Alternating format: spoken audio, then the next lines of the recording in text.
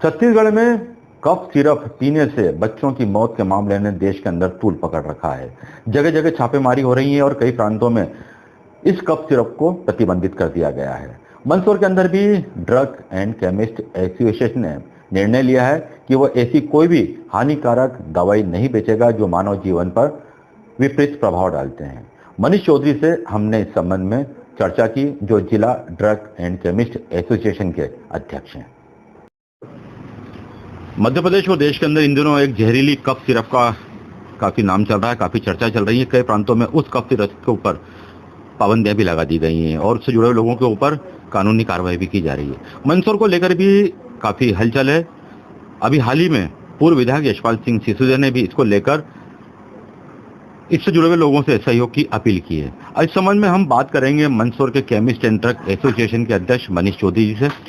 चौधरी से हम पूछना चाहेंगे कि इस जो कोल्ड ट्रिप और एक दवा और है, इसको लेकर मंदसौर में क्या उनका निर्णय रहा है और इस किस्म के हादसे आगे भविष्य में मंदसौर में न हो। हालांकि अभी तक मंदसौर में ऐसा कुछ देखने में नहीं आया, मगर फिर भी सचेत के तौर पर भविष्य में कोई ऐसे हादसे न हो, इसको लेकर केमिस्ट एसोसिएशन क्या निर्णय ले रहा है, क्या कदम उठा रहा है।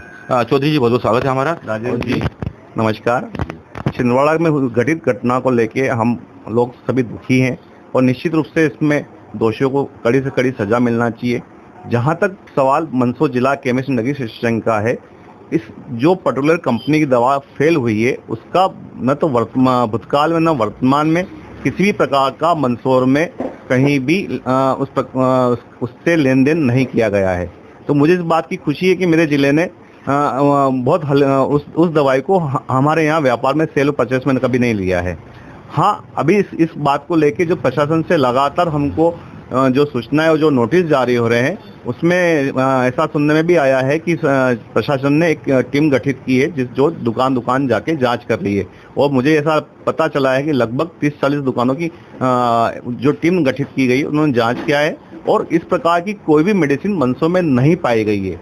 और हम इस मामले में प्रशासन से नित सहयोग कर रहे हैं और बड़ी खुशी है कि हमें कि हमारा सदस्य जो है इस प्रकार की घटनाओं में लिप्त नहीं है। और साथ ही अभी एक एडवाइजरी भी जारी की गई है कि कम से कम डॉक्टर या मेडिकल जो है 4 साल से कम की उम्र के बच्चों को ये दवाई प्रिस्क्राइब न करें, पीने की सलाह न दें। तो उसके लेकर आप लोगों का क्या निर्णय रहा है? उसमें जो फूड एंड ड्रग ने अभी तत्काल में जो भी एक नया नियम पारित किया है, जो इस प्रकार के फॉर्मूले की ड्रग है, उस पे अब एक वो नोटिस लिखा हुआ आएगा। उस नोटिस के तहत 4 साल से कम उम्र के बच्चों को इस प्रकार की सिरप नहीं दी जाएगी। अगर कोई डॉक्टर से इसको लिखता है तो केमिस्ट उस डॉक्टर से संपर्क करके उसको कहेगा कि साहब ये जो है जो 4 साल कम के बच्चों के लिए नहीं दी जाए। तो एक्चुअली जो कफ सिरप से बच्चों की जो मौतें हुई हैं, जो काफी दर्दनाक मौतें हुई हैं, तो क्या लगता है आपको कि उसमें ऐसा क्या था या डॉक्टर ने उसको जबरदस्ती बच्चों के लिए लिखा गया, ऐसा क्या मानते हैं आप उसके अंदर? नहीं, मैं ऐसा नहीं सोचता हूँ। डॉक्टर्स को भी नहीं पता होता है कि किसी कंपनी ने क्या मिलाया उसके अंदर, और न केमिस्ट को पता होता है।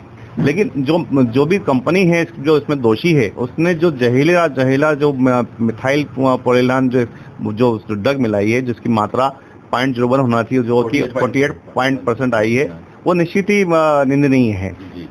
मैं इसमें न तो केमिस्ट को दोषी मानता हूँ न डॉक्टर को दोषी मानता हूँ। तो जो कार्रवाई अभी शासन स्तर पर और सरकार स्तर पर चल रही है, उससे आप संतुष्ट हैं? कार्रवाई जो अभी तक चल रही है, मैं बिल्कुल संतुष्ट हूँ उनकी कार्रवाई से। और जो एडवाइस जारी हो रही है, हम सभी सदस्य उसको पालन करने को तैयार भी हैं। तो आप थे Manish Chaudhary ji, Mandsaur chemist and drug association के अध्यक्ष, जो आश्वस्त कर रहे हैं कि उनके एसोसिएशन के माध्यम से जो भी सरकार के दिशा निर्देश होंगे उनको फॉलो किया जाएगा। जी बहुत बहुत धन्यवाद मनीष जी, आपको। धन्यवाद राजेश जी।